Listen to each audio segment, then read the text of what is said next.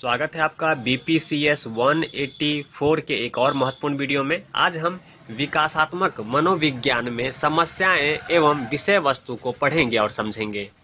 इससे पहले हमने BPCS 184 पर कई महत्वपूर्ण टॉपिक पे वीडियो बना के अपलोड किया हुआ है। अगर उन वीडियो को देखना चाहते हैं और अपनी तैयारी बेहतर करना चाहते हैं तो वीडियो का लिंक नीचे डिस्क्रिप्शन में मिल जाएगा। तो चलिए आज हम विकासात्मक मनोविज्ञान में समस्याएं एवं विषय वस्तु को पढ़ेंगे और समझेंगे।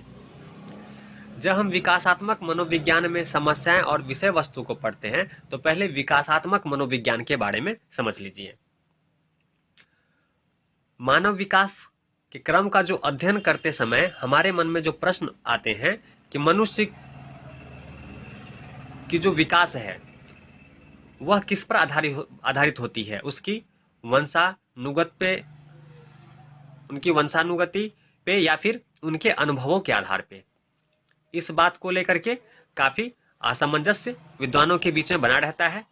इसी को आज के हम विकासात्मक मनोविज्ञान में समस्याएं और विषय वस्तु के प्रश्न के रूप में इनका उत्तर पढ़ेंगे और समझेंगे। इसके लिए हम इसे दो रूपों में, एक आनुवंशिकता तथा पर्यावरण की समस्या के रूप में पहले इसे समझने का प्रयास करेंगे। तो जब हम आनुवंशिकता तथा पर्यावरण की समस्या की बात करते हैं तो मनुष्य के चरित्र पर वंशानुगतता का प्रभाव पड़ता है। मनुष्य की भौतिक विशेषताएं, मानसिक क्षमताएं, व्यक्तित्व तथा सामाजिक व्यवहार के तरीके आदि मिलकर मनुष्य के चरित्र का निर्माण करते हैं। आनुवंशिकता की बात करते हैं तो इसमें मनुष्य की भौतिक विशेषताएं, मानसिक क्षमताएं, व्यक्तित्व तथा सामाजिक व्यवहार के तरीके आदि मिलकर मनुष्य के चरित्र का निर्माण करते हैं। बाहरी परिस्थितियों या पर्यावरण के समस्त घटक, जिनमें भौतिक व सांस्कृतिक वातावरण भी शामिल है, व्यक्ति के विकास पर प्रभाव डालते हैं। किसी व्यक्ति के पालन पोषण पर इन सब का केंद्रीय प्रभाव पड़ता है।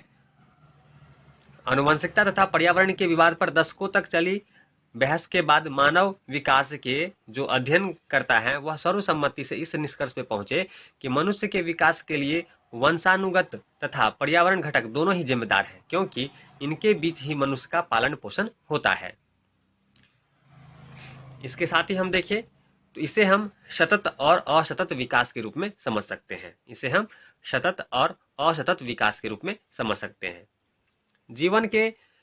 जीवन का जो विकास है उनमें जो घटनाएं घटती हैं वह एक के बाद एक ऐसे घटित होती चली जाती है। उनका अध्ययन अगर करें तो सततता और असततता का जो क्रम विविध जीवन अवस्थाओं में या अलग अलग चरणों में स्पष्ट रूप से हमें देखने को मिलता है, जिसमें सतत विकास क्रम के समर्थक दावा करते हैं कि जीवन की विकास प्रक्रिया क्रमिक है तथा जुड़कर चलने वाली है। विकास की जुड़ी घटनाएं उससे पहले होने वाली घटना के साथ जुड़कर आगे के विकास क्रम को आगे बढ़ाती है।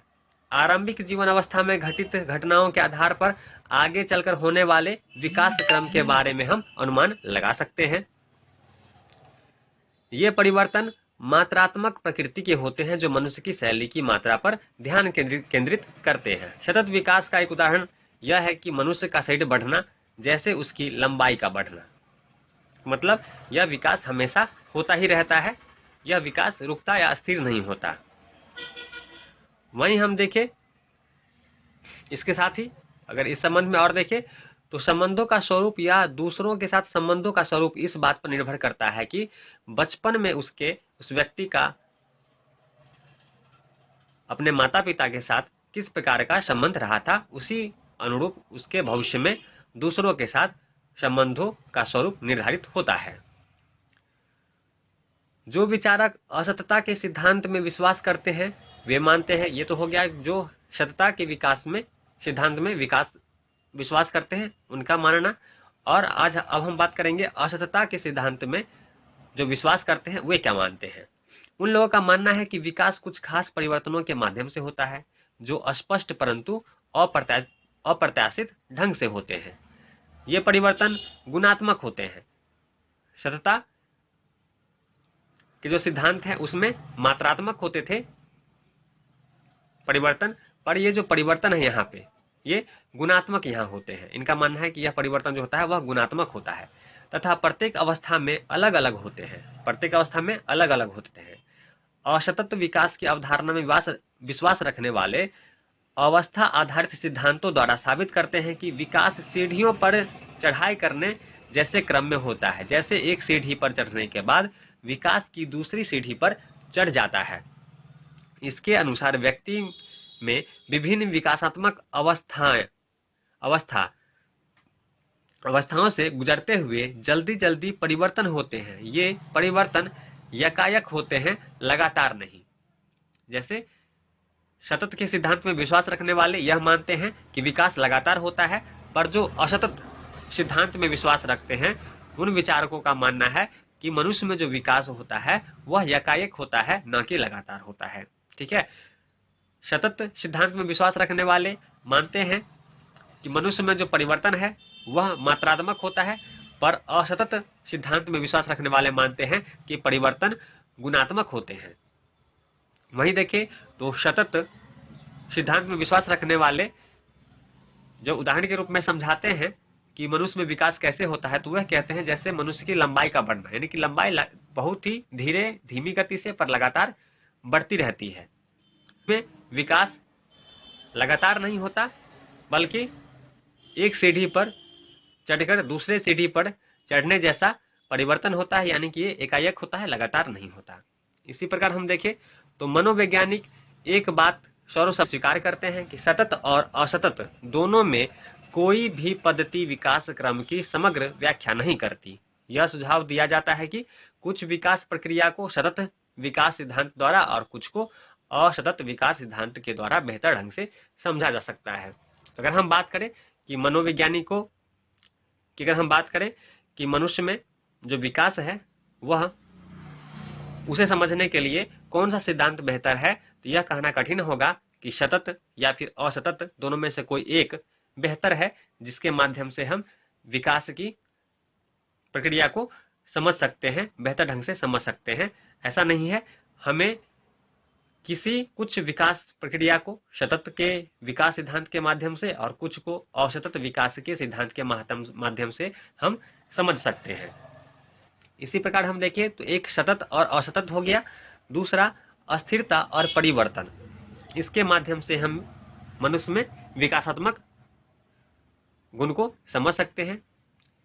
जिस अनुपात में बचपन के लक्षण स्थिर रहते हैं और बड़े होने के साथ परिवर्तित होते हैं, यह स्थिरता परिवर्तन चिंता का विषय है, जो विशेषज्ञ विकास में स्थिरता पर जोर देते हैं।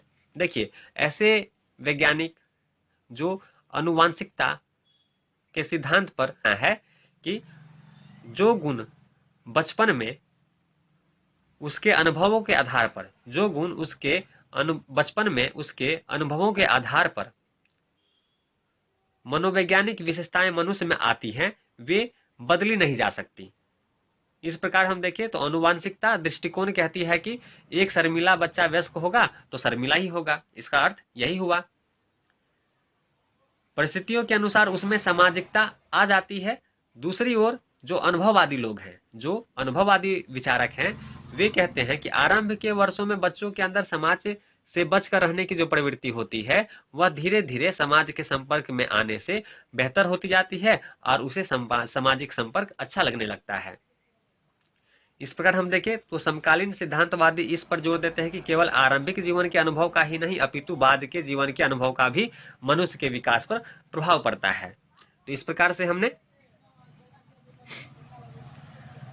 विकासात्मक जो मनोविज्ञान में समस्याएं हैं या फिर जो इसकी विषय वस्तु है जिससे हम विकासात्मक मनोविज्ञान को समझ सकते हैं, इसके बारे में हमने पढ़ने, इसे जानने का प्रयास किया और इसे हमने आसान भाषा में आपको बताने का प्रयास किया है। उम्मीद है इस तरह से अगर आपको विकासात्मक मनोविज्ञान में समस्याएं एवं विषय वस्तु पर आधारित अगर प्रश्न पूछे जाते हैं, क्योंकि यह इससे संबंधित प्रश्न आपको पिछले दोनों एग्जामों में, चाहे आपका जून 2022 का एग्जाम हो या फिर दिसंबर, यह काफी इंपॉर्टेंट होता है कि हो सकता है इससे संबंधित प्रश्न इस बार आपको देखने को मिल जाए। इसलिए एक बार इसे अच्छे से अवश्य देख ले। तो चलिए, ऐसे महत्वपूर्ण टॉपिक से हम लगातार आते रहेंगे जो एग्जाम में पूछे जा सकते हैं। तो मिलते हैं अगले वीडियो में। वीडियो देखने के लिए आपका धन्यवाद। चैनल को सब्सक्राइब कीजिए और साथ में बने बेल नोटिफिकेशन ऑन कीजिए ताकि अगला वीडियो आपको वीडियो का नोटिफिकेशन मिल सके और आपकी तैयारी बेहतर हो सके। तो मिलते हैं अगले वीडियो में। वीडियो देखने के लिए आपका धन्यवाद।